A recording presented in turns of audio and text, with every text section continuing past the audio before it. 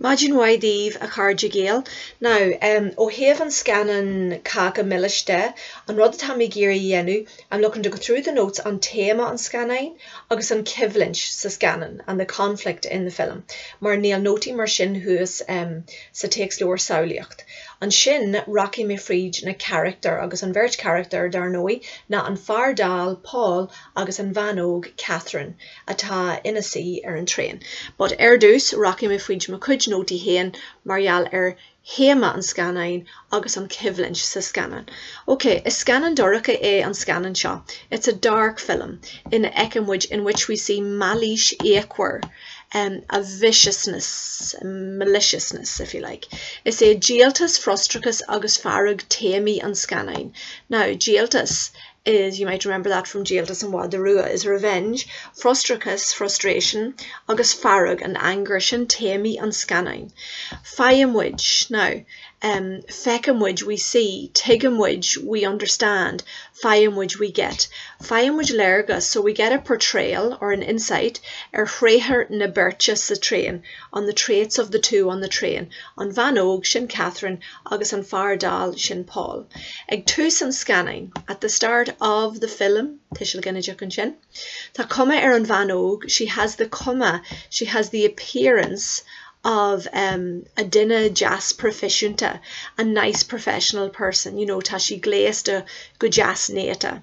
Ach ni honnen ni gofri on kofra is a locht. Now, from your list of folklore, which you were asked to learn earlier in the week, you will know that ni honnen ni gofri on kofra is a locht is the cupboard isn't always the same as its contents. In other words, you can't judge a book by its cover. Céga goran and Fardalish Jacker and Van, even though current she's Jacker he annoys her, he bothers her. Neil and Druch Ija a ayan she tilche ega. He doesn't deserve the Druch Ija, the hatefulness, the bad treatment that he gets. Neil she tilche ega. He doesn't deserve it. Nochter, now, Nocht is to kind of express or expose. Nochter gutch agus gangij namra go pachinta. So that's the free verbs, and I'm sure like the evilness and gangij namra, the hatefulness, vindictiveness of the woman is expressed or exposed go pachinta, go sullier, clearly. Okay, ta scéal gra a leu eki, ta she ag leu scéal gra, she's reading this love story, agus because we get a kind of a close-up on it.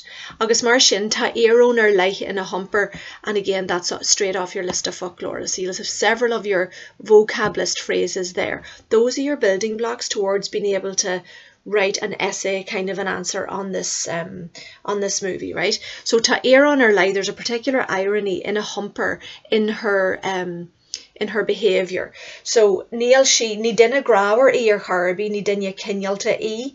So ta she kinyal eero nok will she gleu scale gra. My galore. Okay, so shin Téama on scanning. Now on Coimhlint sa scanning. There is conflict in the film. Okay, they don't get into around ni hussy and shidig argonch, but there is a conflict between them. So I'm going to go through them, and again you'll see lots of your list of folklorists na noti sha. It's Grey Larnach on Coimhlint sa gear scanning sha.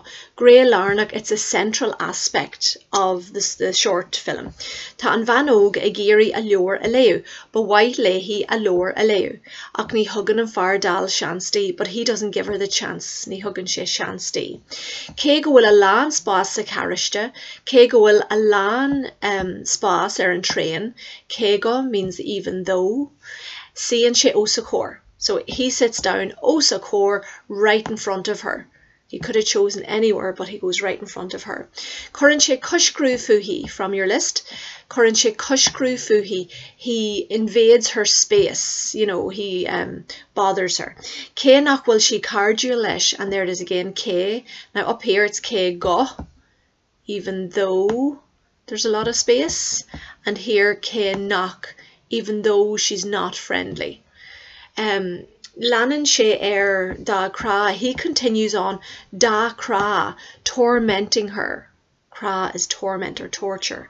Le Reacher and Shanna said they're in Verch go sullier. Now, Le Reacher, it is portrayed.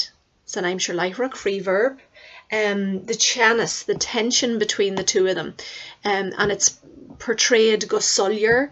or mar a dúirt mé bomaid hin go patente, clearly, patently. Sa Jeru, in the end, buineann an bhean díaltas uafasach amach ar an Yarbocht. She manages to get díaltas uafasach awful revenge out on Farbocht, on Fardal, when she's status and lucht fécana. Now, again, lots of free verb here, folks, and I'm sure Leichrock. Or buintir getch as an lucht fécana. Now, hopefully you'll remember lucht fécana is the audience.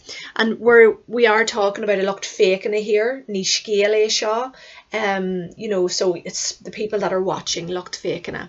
Nuair eicimid an Fardal ag file wash, when we see the man, we get an awful fright when we see him ag file wash getting death. When we see him dying, ag Jeru and Scanine. Agus an tunanali hor an tabla o sa cór, with the inhaler sitting on the table o sa cór right in front of him. Okay, now Nílas ega sin, he doesn't know that. Nílas ega cáhfuil an rud, but, and by the way, remember you can call it the unanali hor or the analor. You might find analor easier to spell. Buintir stad as freshen, buintir getch as freshen. The watcher or the viewer also gets a fright. Nuair imian an bhean ag an Jeru gan strower bí urhi. When she heads off at the end of it, gan strower bí urhi, not a bother to her. She's not remotely worried about him. She has no shame. Curann an Chanas agus an Coimhlint le héfacht cur a láthair an Scanine. So the Chanas, the tension, agus an Coimhlint and the conflict really adds to éfacht cur a láthair an Scanine, to the effectiveness of the cur a láthair, of the presentation kind of the film. Jenan on Stúrthóir job iontach maith an Scanine seo. The director does a really good job of it. Okay, so sin na noti an Coimhlint sa Scanine agus Téama an Scanine. Rocky mé fríd na noti marial an bhirt character a marach mar sin. Okay, gur maigh of a cardja, be mi a jago live rivewad. Gur maigh of slán.